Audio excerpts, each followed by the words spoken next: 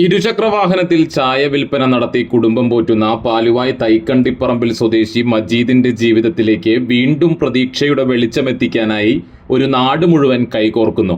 വർഷങ്ങളായി കഠിനാധ്വാനം ചെയ്ത് കുടുംബം മുന്നോട്ട് കൊണ്ടുപോകുന്ന മജീദും കുടുംബവും ഇന്ന് അതീവ ദയനീയമായ സാഹചര്യത്തിലാണ് കഴിയുന്നത്. 3 പെൺമക്കളുടെ വിവാഹ ചെലവുകൾക്കും ഭാര്യയുടെ ചികിത്സയ്ക്കുമായി 2019 തൈക്കാട് മൾട്ടിപർപ്പസ് കോഓപ്പറേറ്റീവ് സൊസൈറ്റിയിൽ നിന്ന് മജീദ് 3 ലക്ഷം രൂപ വായ്പയായി എടുത്തിരുന്നു. എന്നാൽ പലിശയും തിരിച്ചടവും മുടങ്ങിയതോടെ ഈ ബാധ്യത 6 ലക്ഷത്തോളം രൂപയായി ഉയർന്നു. ഇതോടെ മജീദിന്റെ വീടും സ്ഥലവും ജപ്തിയുടെ വക്കിലായി. ഈ സാഹചര്യത്തിൽ പാലുവായ് ഗ്രാമത്തിലെ സുമനസ്സുകൾ ഒന്നിച്ചു ചേർന്ന് കഴിഞ്ഞ മാർച്ച് 30 മജീദിന്റെ മുഴുവൻ കടബാധ്യതയും തീർപ്പാക്കി. ഉടൻ തന്നെ വീടിന്റെ ആധാരം മജീദിന്റെ കൈകളിൽ എത്തുമെന്നാണ് വിവരം.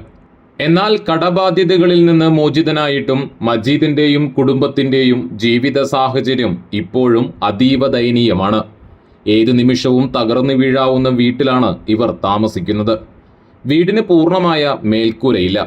മജീദ് കിടക്കുന്ന ഒരു മുറി മാത്രം ടാർപോളിൻ ഷീറ്റ് ഉപയോഗിച്ച് മൂടിയിരിക്കുകയാണ്. കീറിപ്പൊളിഞ്ഞ ഷീറ്റിലൂടെ മഴവെള്ളം ചോർന്നൊലിച്ച് തറയിൽ വെള്ളം കെട്ടിനിൽക്കുന്ന അവസ്ഥയാണ്. അപ്രതീക്ഷിതമായ വേനൽ മഴകൾ പോലും കുടുംബത്തിന് വലിയ ദുരിതമാവുകയാണ്. മഴ ശക്തമാകുന്ന രാത്രികളിൽ പലപ്പോഴും അയൽവാസികളുടെ വീടുകളിൽ അഭയം തേടേണ്ടി വരുന്ന അവസ്ഥയിലാണ് അവർ. ഹൃദയ സംബന്ധമായ അസുഖം നേരിടുന്ന മജീദിനെ സുരക്ഷിതമായ ഒരു വീട്ടിൽ കുടുംബത്തോടൊപ്പം കഴിയണമെന്നതാണ് ഏറ്റവും വലിയ ആഗ്രഹം. ഹാർട്ടിൻ്റെ അസുഖമായിട്ട് കുറേ കാലമായിട്ട് ഇപ്പോൾ ജോലി ചെയ്യാണ്ടിരിക്കുകയാണ് വീട്ടിൽ. ആ സമയത്താണ് വീട് തകർന്നു പോണത്. ആ വീട് തകർന്നു പോകണ കാരണം ഇപ്പോൾ അതുകൊണ്ട് ടെസ്റ്റ് എടുക്കണം. അങ്ങനെ മഴ പെയ്ത് വെള്ളമൊക്കെ നിറഞ്ഞിട്ട് ഒന്നും ചെയ്യാൻ മാർഗമില്ലാണ്ട് ഇപ്പോൾ ജീവിക്കുന്നത്. ആരെല്ലാം സഹായം ചെയ്ത് ഒന്ന് സഹായിക്കണം എന്ന് എല്ലാവരോടും അഭ്യർത്ഥിക്കുന്നു. ഈ സാഹചര്യത്തിൽ മജീദിനെ ഒരു സുരക്ഷിതമായ വീട് നിർമ്മിച്ചു നൽകുന്നതിനായി സുമനസ്സുകളുടെ സഹായം വീണ്ടും അഭ്യർത്ഥിച്ചിരിക്കുകയാണ് നാട്ടുകാർ.